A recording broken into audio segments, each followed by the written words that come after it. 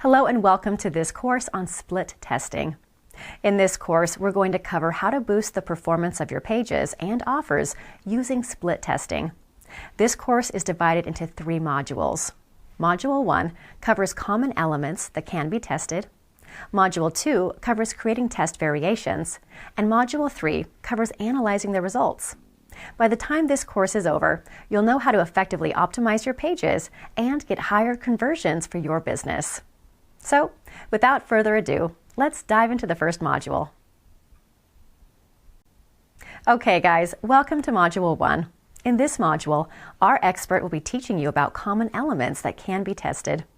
So get ready to take some notes and let's jump right in. All right, so we're going to use this landing page as an example and look at the various elements that can be split tested when you're trying to optimize your conversion rates. Now, one important thing that I want to emphasize, and we'll come back to it and I'll remind you later, is that you can only test one thing per variable that you're testing. So if you're testing 2 variations, only one element should be changed between the 2. Otherwise, you're not going to know what caused the increased conversion.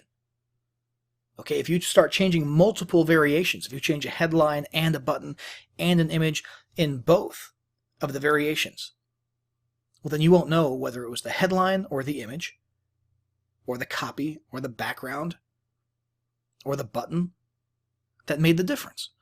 So it's incredibly important that when you are split testing among 2 variations, you're only doing one element at a time so that you can absolutely nail down what has what kind of effect on your conversion rates. So let's just take it from the top, okay? The headline. The headline is the first thing that you could potentially test in a split test to see if you get a better conversion rate.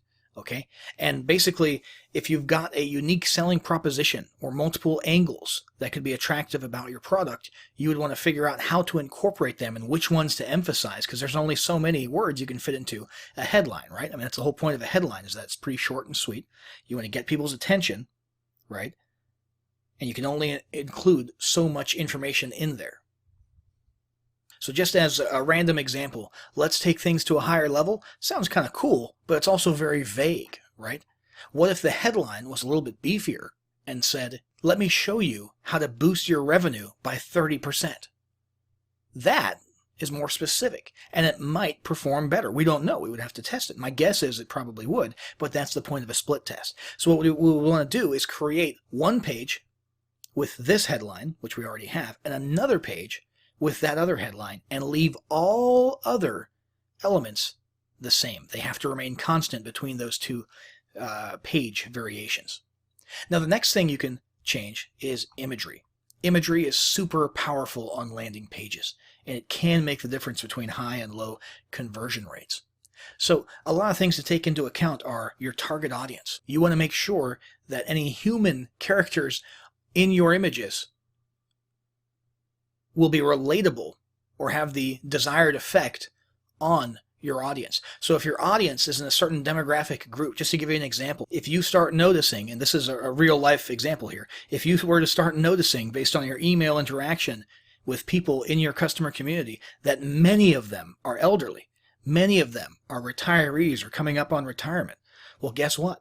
You should probably have some gray hair in your images so that it's relatable, right? Gender is huge. There's competing studies out there as to whether or not a female is more likely to buy something if she sees a male or a fellow female. And it obviously depends on what type of product you're selling. Same thing with a man. Is he more likely to buy something if he sees a female or a male? It depends. If you're selling, masculine products, something like a big manly, deodorant brand, well, then you probably want to see men on screen using it, obviously. But can you incorporate gender into it? For example, ladies who are impressed by the smell of the deodorant, right? There's a science behind all of this. But what you can do is sort of skip the science and just split test what the difference is. So we could literally have an image like this, and then have the exact same image, or very similar, same pose or similar pose at least, but have a female here. Split test that and see what the difference is. And if you see a significant difference, one way or the other, then go with it. Go with the winner. Okay? Another thing to consider about imagery is tangible perceived value. Depending on your target audience, it may get you further to have a set of a bunch of what are clearly, pretend digital mock-ups of digital products. Okay? Because in some people, that sort of activates this feeling of, wow, that's a thing, and I want to get my hands on it. I want to possess that, right? But you could also test this with purely an abstract image of a person, with a headline next to them, or a person smiling, or an entrepreneur standing in their place of business, or something like that. No digital products being represented at all, and see if that works better. Once again, make sure that's the only element that you're testing, and then see what the winner is. Next, there's the copy, which is the actual text, the words of your message. This is very important. However, it's not quite as easy to just, play switcheroo with it, because there's a lot of it. There's multiple words, multiple sentences, right? And so, probably if you're going to split test different copy, they're going to be completely different. Okay, you're going to change which angle is emphasized. Depending on what you're selling or offering for free, there's probably multiple marketing angles that you could push that might be relevant to different target markets. And so you could have angle 1 and angle 2 and see which one works best. So for example, in this copy, you'll see there's sort of an assumption that a business exists. This mastermind course will take your business to the next level. Here's what it includes. But what if we split tested that against exact same page, but the copy was different and the angle was a little bit different, and in this next variation, what was actually being emphasized was a person who does not have an existing successful business, a person who's been struggling. So finally, once and for all, stop struggling and we'll get your business off the ground, or something like that, and test those two different marketing angles of copy against each other and see which one resonates the most with your traffic. And then finally, there's the button. Now, this is sort of a controversial area because there's people who swear that changing the color of a button can have a huge impact on conversion rates, and then there's people who think that that's just silly. So the correct answer is probably somewhere in the middle. There is evidence that different colors result in different behavior or different psychological effects on viewers. Red usually translates to urgency, but at the same time, red can also mean no. Blue usually translates to trust. At the same time, blue could, theoretically, not get your people excited enough or galvanized enough. And then there's branding. If brand colors and theme colors, that are part of your identity, are important to you, and maintaining an attractive page are important to you, then you might not have as many options to drastically change to just one specific color on your buy button. But if you do have the flexibility to run a quick test between blue and red, something simple like that, just to see on the off chance that it makes a difference, well, it might be worth doing so. And if the gap between the two of them is significant enough, then bravo, you've got a winner. You can go with whatever color that was, at least for that particular landing page. And finally, it's not just the color of the button, it's also the copy of the button. Okay, so the different wording. Take it to a higher level is kind of a cool sounding phrase, a little bit more vague, right? Get the course could be something that you test against that. One area on which there's been a lot of study is the point of view of the text. So if it's written from the point of view of the reader, and the reader sees the button as saying, give me the free report, versus download your free report, there's been some studies and tests in the past that have shown that the give me the free report, meaning speaking from the perspective of the reader, has a higher conversion rate. It's probably not always going to be the case, but because that phenomenon does exist out there, it might be something smart to test on your pages. So those are some examples of things that you could split test. Remember, always keep in mind between two variations, only have one element different. Otherwise, there's no point in testing. All right. And then the common elements that we talked about were headline, imagery, copy, and buttons. Hey folks, welcome to Module 2. In this module, our expert will be showing you how to create test variations. So get ready to take some notes, and let's jump right in.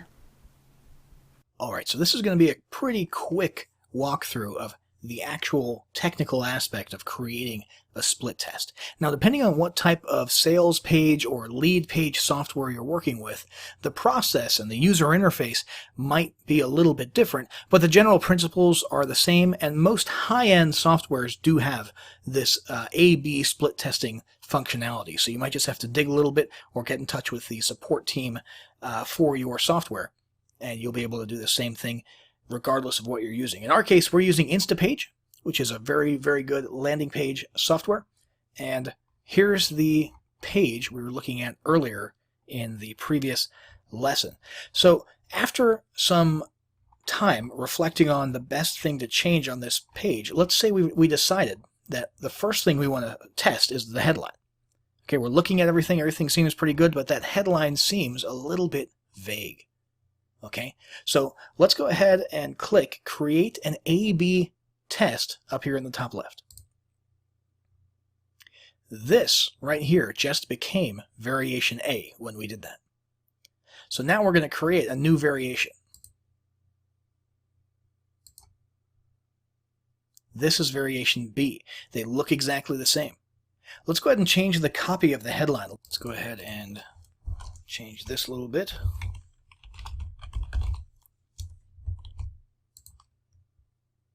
See if we can get it to fit on one line.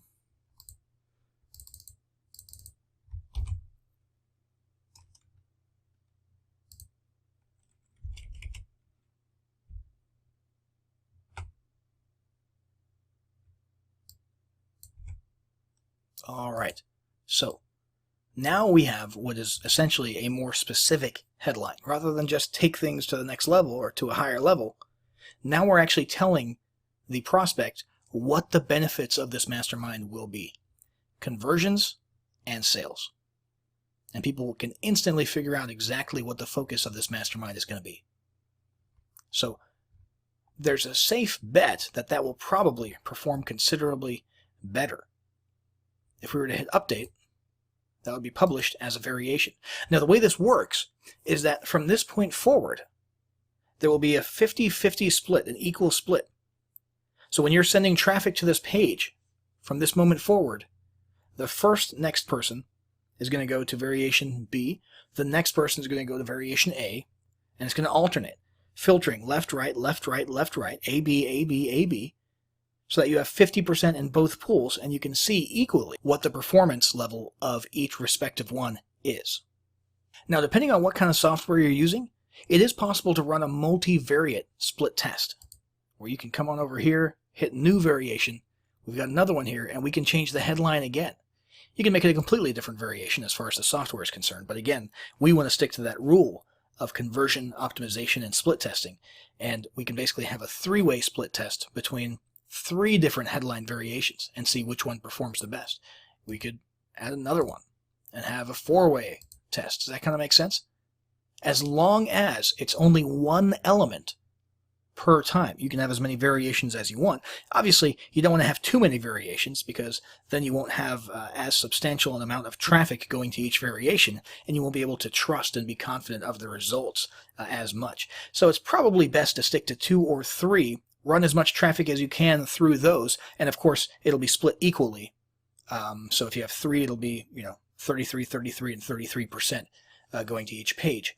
The next step here is to sit and wait and just let some traffic come to this page until we have a substantial amount that we can actually be certain of the results.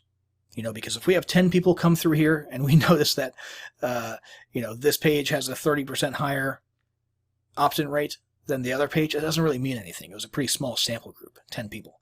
So we want at least something like 50 people to each variation, something in that neighborhood, before we start making assumptions about the results we see. And that's what we're going to do next. Okay, we're going to sit, wait until we have enough data, and then in the next lesson, we're going to analyze results. All right, welcome to Module 3. In this module, our expert will teach you about analyzing the split test results. So get ready to take some notes, and let's jump right in. All right, so in this lesson, we're going to be going over some real-world examples of split test results and how to sort of analyze them and what to do with those results. So let's have a look at this one first. This is the page, the original page that we're looking at, okay? Very basic page, minimalist, headline, logo at the top, and a button, and it doesn't really say anything about what it is.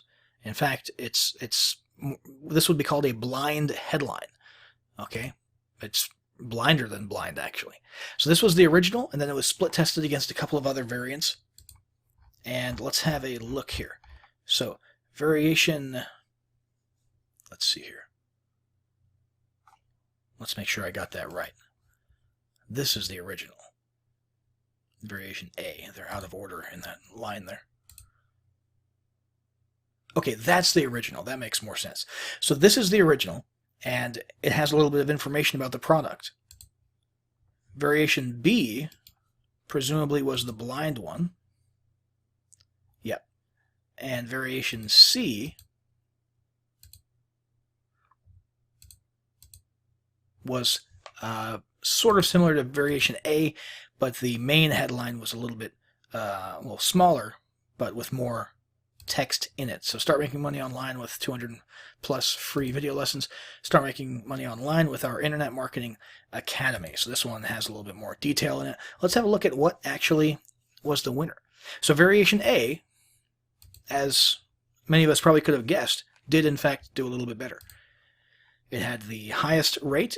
It was 44.7% conversions. So out of 47 visitors to that variation, 21 of them converted, and that's a pretty solid conversion rate. And there's not much of a difference, though, between that, surprisingly, and the blind one. Whereas this one here, surprisingly, did the worst, 30%, 11.5% less. Now, even though we have what most would agree is a reasonable amount of traffic per variation to come to some conclusions, this is pretty low. We would really want to follow that and see if variation C, which is very similar to variation A, is in fact that much worse and does in fact perform that much worse. One might say that this one performs better because it gets the tangible or the specifics out in the main headline, 200 plus free video lessons, while this one, variation B, performs well because it's the opposite extreme, and blind headlines do in fact sort of galvanize people sometimes, depending on who you're targeting. If you're targeting people in the MMO niche, the make money online niche, for example, and they can't make any money online, and they see a blind headline that literally just says start making money online right now, maybe that's the factor that made this one almost as successful as the counterpart with the more detailed headline. You know, so the only way to know for sure would be to send more traffic to it. However, if you're running a live operation, you're not just split testing for fun. Remember, you're actually running a business with dollars and cents. It's hard to do that. It's hard to keep throwing money into something that after this much traffic seems to have a lower conversion rate. So rather than just keep it going equally, some might say it's better to just slowly dial it down so that you can have a little bit of traffic going there, which will be useful for checking back up on that split test and seeing if the results changed, let's say a month from now. But you're not wasting too much money by losing that if, in fact, it is objectively true that it performs less. And the way that you do that is just adjusting the traffic split. Now, again, depending on what software you're utilizing, this may or may not be an option, or it might look a little bit different. But on Instapage, it's called traffic split, and you can manually set the traffic split to whatever you want. Absolutely whatever you want. So if we want 15% going to variation C because it's not doing great, but we want to continue accumulating some more traffic and evidence over the course of the coming months and then check again, we can do that. But because these ones are making us the highest number of leads or the highest amount of money right now, we want most of our traffic going there at the moment. Does that kind of make sense? Now let's have another look at a similar real-world example here.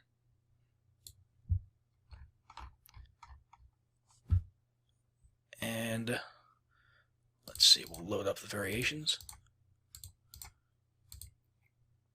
Okay, so as you can see, there's a pretty significant difference between these. There's no neck and neck like on the previous example. 79.4% is an insane conversion rate for a lead page. Let's have a look at what the difference was. There's this, this, and this. You'll notice the headline is the same. The size of the box might change a little bit. You know, the text is a little bit wider in that one, but the headline's the same in all of these. The subheadline is exactly the same. And the button is exactly the same. Now, this is what's called a bridge page. Okay, so this is a lead page where you capture a lead, but what you're really pitching is a video. And in this case, if I recall, the visitor was then just sent to a sales video for an affiliate offer. Okay? But variation A didn't perform terrible by any means.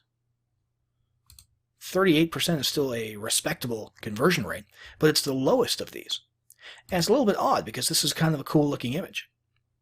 But I think a meteor striking the earth seemed to resonate. I mean, this is a great looking image, but maybe it resonated a little bit more directly being in the center of the screen and having a lot of focus on it, a lot of contrast there in the colors. And it resonated a lot, or I should say, it worked well with the red words earth-shattering. Earth-shattering video changes everything. You know? Now, that was the whole point of all three images. There's a picture of Earth shattering. This one, it's debatable whether Earth is actually shattering. It looks like, yeah, it looks like some type of a planet is colliding into Earth. Shout out to all those, what are they called, Nibiru people out there. But for some reason, this one was astronomically more popular. And here's the deal. When you're analyzing split test results, you're not always going to have an answer. You're not always going to have a why. You know, you're not always going to be able to understand why this one. And honestly, many of the people who come to the page won't be able to tell you why. You know, there's just psychological phenomena sometimes that are very difficult to nail down and enunciate.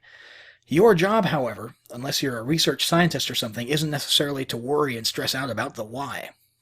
What you're interested in is the what. And the what in this case is that you're going to get 80%. 8 out of 10 of the people who you send to this variation right here are going to opt in. So let's definitely use that variation more. Does that kind of make sense? So we would want to take, you know, we were talking about dialing it down and dialing it up. We would probably call this one good. It's a lot of traffic, huge difference in conversion, same traffic source for all these pages. You know, one traffic source to one landing page with 3 variations. I mean, you might as well just do this, you know, or even just 100% to variation B. You know, you could turn these ones off. That's a clear winner. So again, sometimes it's going to be a little bit mysterious. Don't stress out too much about the why, although the why can be useful for future endeavors. So if you can enunciate it and can nail it down, then by all means do so. But don't stress out about it too much because you don't really need to know the why. You just want to know which one's performing best and put all of your marketing efforts into that one from that point forward.